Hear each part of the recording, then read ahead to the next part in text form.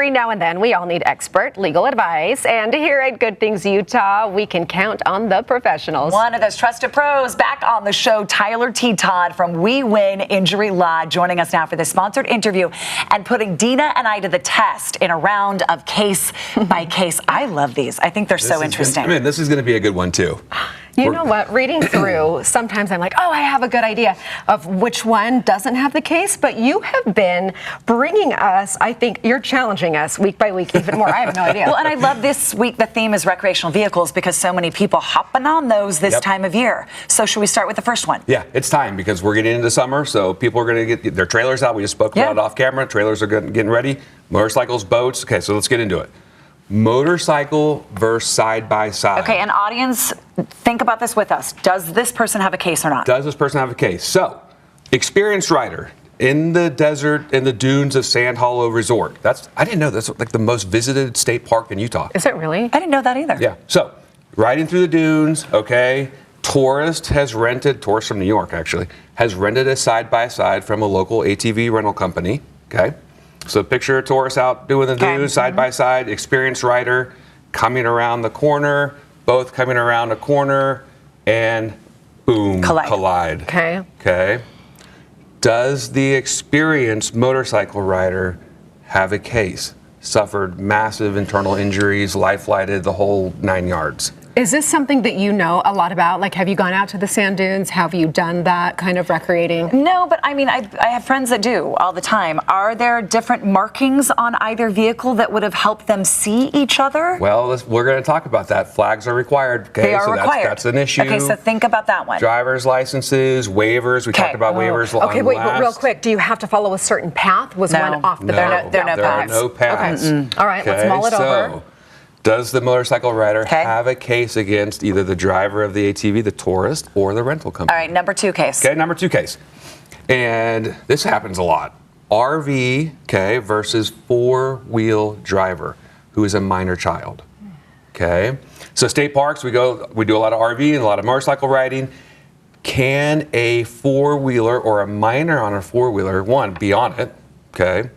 And then 2, so what was happening was an RV was backing up the RV with a trailer. In a parking lot. In a kind of a parking lot. Well, they're not parking lots. When you go out to the state parks and you see these dunes areas, they're not really parking lots. Park wherever. Where everyone parks, right? Because then you have the recreational area. Right. So RV is backing up. Camera may or may not have been functional. No one is spotting the RV driver. Little minor 4-wheeler driver backs into the child. Coming up on it. Backs into the child. And then how young of a child? Someone who was right on the cusp of being legally able to ride one, or like a little kid? So those are the questions. That's a question. Should that child have been on the 4-wheeler? And then there's the age requirements. The state of Utah says 8 to 16 have to have an education certificate. 16 and older can have a driver's license or the certificate. The liability of the driver backing up, though, should have been more careful. You can't see in an RV, though. That's so tough to see. Really, really sad injuries to this minor child. And mom was on scene. Mom was also on a 4-wheeler. So does the minor child have a case against RV driver? These are going to be tough. What's the third? The last one. We see this all too often, especially here in Utah. And now that the water and our lakes are getting a little warmer, we took our boat out recently. So boating season is upon us, right? Tubing. You ever been tubing? Absolutely. And it's I've been thrown off the tube. Because it's the most dangerous thing you can do on the boat. The most dangerous thing. It's so true. So, driver taking out teenagers that are doing the tubing, pile them on, let's get them going. Obviously, we have a tube accident, and one of our clients suffered massive, massive injuries to her face. And can you sue the driver of the boat? Does she have a case against the driver of the boat? This is a good question because this happens a lot more frequently than you think. What were the details of that, though? Injuries, how? What happened? What did the boat do? So, allegedly, reckless driving. Right. Okay. And then there's allegations that all the videos that were, because now our kids are taking videos of everything, right? There's an allegation that the videos were requested to be deleted. And thereby not showing exactly what happened and how crazy or reckless But the driver was going. Boat driver's trying to get you off. They're trying to knock you off the tube. There is So a it level all of reckless? trying to do that. So Yeah. there's a balance of, and then there's inherent assumed risk, right? There's 'Cause you got inherent on the risk of tube. tubing. Did you assume the risk of going on the tube, knowing that could happen? So there's a number of arguments as to whether there's a case or not. I feel like this Who might has a be the case? hardest Who doesn't? round yet. What do you torn think? between 1 and 2. So number 1 is motorcycle rider against Okay. tourist side by side. Number 2 is RV driver against minor four-wheeler. And number 3 is the boating. So I'm going to say 2 have a case, 1 doesn't. I'm going to say number 2 doesn't have a case. And I'm going to say number 3 does not have a case. Okay. Who's the winner?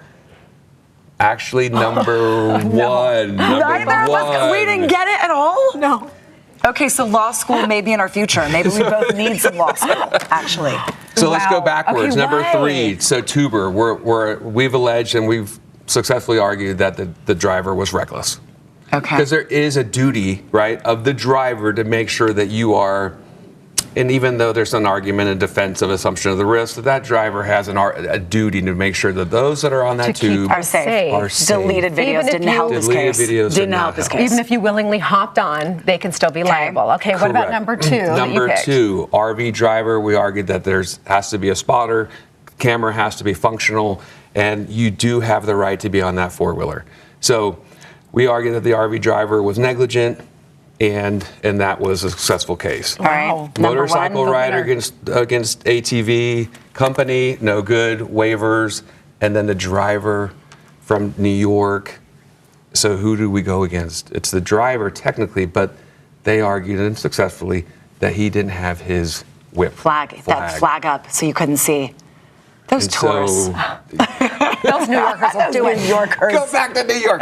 No, it's a beautiful area. It's a great place. But That's so interesting because you really do need someone that can navigate all those situations. Dean and I obviously very Yeah. much do. Failed. If you do too, we know who you can use. This guy right here. call us. We're happy to help. I mean, and they're good questions, and they're hard, complicated cases. So you definitely need an injury lawyer by your side. You are the one to get us through. WeWinInjuryLaw.com, and we will link to everything, of course. Thank you so much. Thank you, guys. A big thank you to Tyler Todd for this sponsored segment, and to We Win.